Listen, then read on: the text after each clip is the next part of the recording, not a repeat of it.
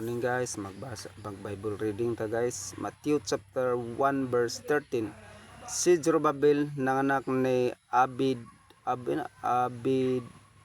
Wad Abiud ug si Abiud nanganak ni Eliakim ug si Eliakim nanganak ni Azor. Matthew chapter 1 verse 13. And Zorobabel bigat Abiud, and Abiud bigat Eliakim, and Eliakim bigat Azor. Matthew chapter 1 verse 14.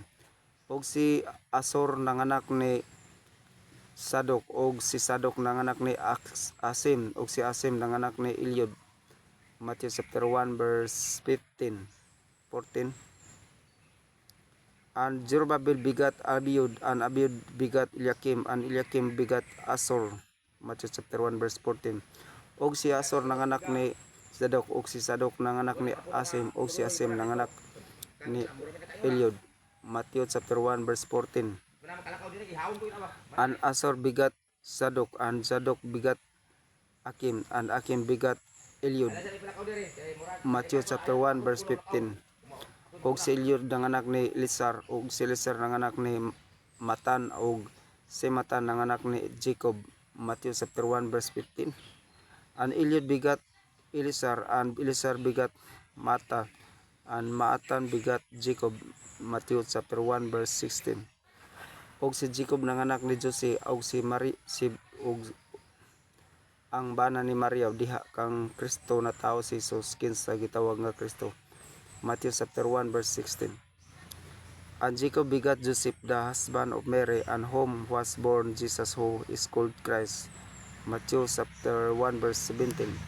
Busa ang tanang kaliwatan gikan ni Abraham ngadto ni David na pulo og upat ka kaliwatan, ug gikan ni David hangtod sa pagdala pahilayo ngadto sa Babylonia na pulo og upat ka kaliwatan, ug gikan sa pagdala pahilayo ngadto sa Babylonia hangtod ni Kristo na pulo og upat ka kaliwatan. Matthew chapter 1 verse 17. So all the generation from Abraham to David are 14 generations, and from David until the carrying away into Babylon are 14th generation, and from the carrying away into Babylon and Christ are 14th generation. Matthew chapter 1 verse 18. Karon ang pagkatao ni Jesus Kristo nahitabo sa ingon ini nga paagi sa diha nga ang iyang inahan nga si Maria kaslunon di ngadto ni Jose sa wala pa sila na magtipon, siya nakaplagan nga nagsamkon sa bata tungod sa balang espiritu.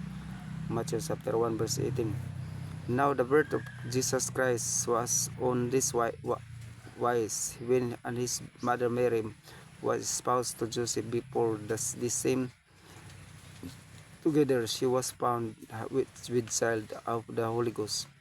Matthew chapter 1 verse 19. Unya si Jose nga iyang bana ingon nga usa ka matarong nga tawo, ug dili buot mohimo kaniya nga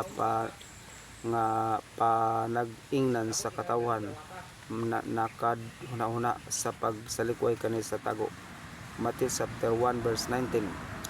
Then Joseph, her husband, being a just man and not willing to make her a public sample, was minded to put her away privately. Matthew chapter 1 verse 20. Apan samtang siya naghuna-huna ni ining mga butangas, tan-awa ang anghel sa Ginoo mipakita ngadto kaniya diha sa usa ka damgo nga nagingon, Jose, ikaw nga lalaking anak ni David, ayaw kadlok sa pagdawat ni Maria nga imong asawa, kay kansang gipanamkon diha kaniya iya sa balang espiritu. Matthew chapter 1 verse 9-20.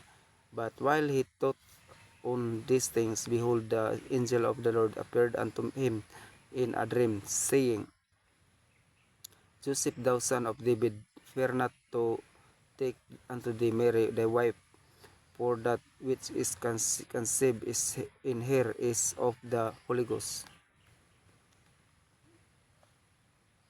Ug siya na muso sa usa ka lalaking anak ug iyang